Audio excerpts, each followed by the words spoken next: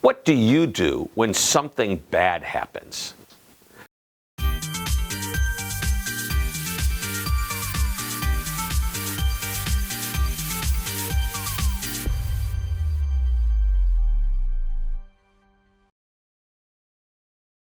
Hi, this is Shep Hyken, customer service and experience expert, and today I'm going to discuss how to move past setbacks.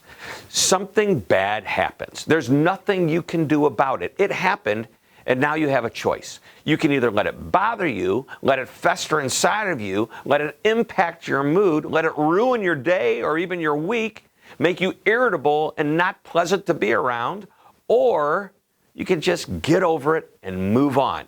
Now, just a few weeks ago, the St. Louis Blues hockey team, which I'm a huge fan of, well, they won the Stanley Cup championship against the Boston Bruins. They went all the way to Game 7. And for those that don't know, all the Stanley Cup games leading up to and including the finals are played at a best-of-7 series. The first team to win 4 games in their series advances to the next round and eventually, if they're good enough, wins the championship. Now, I bring this up because there was a moment in the semifinal round when something bad happened. The St. Louis Blues were hosting the San Jose Sharks for the 3rd game in the best-of-7 series, and the game went into overtime. The first team to score in overtime wins the game. That's known as sudden death overtime. The game came to its end when one of the players on the San Jose Sharks made an illegal hand pass that helped the Sharks score the winning overtime goal.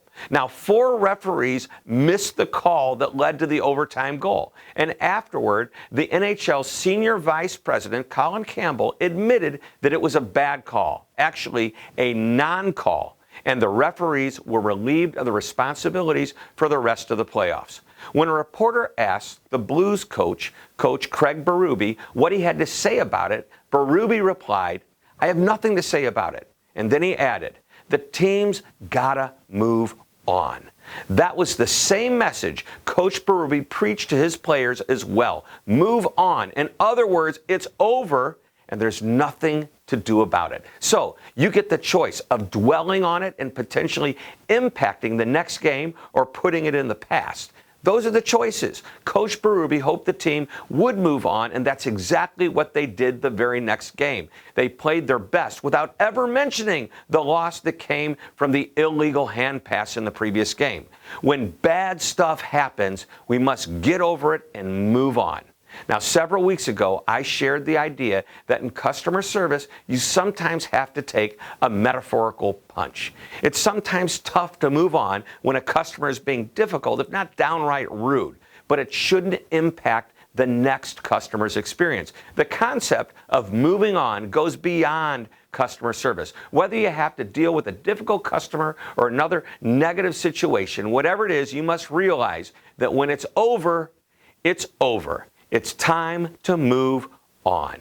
Well, I hope you enjoyed this short lesson. Thank you very much for tuning in. This is Shep Hyken, reminding you to always be amazing.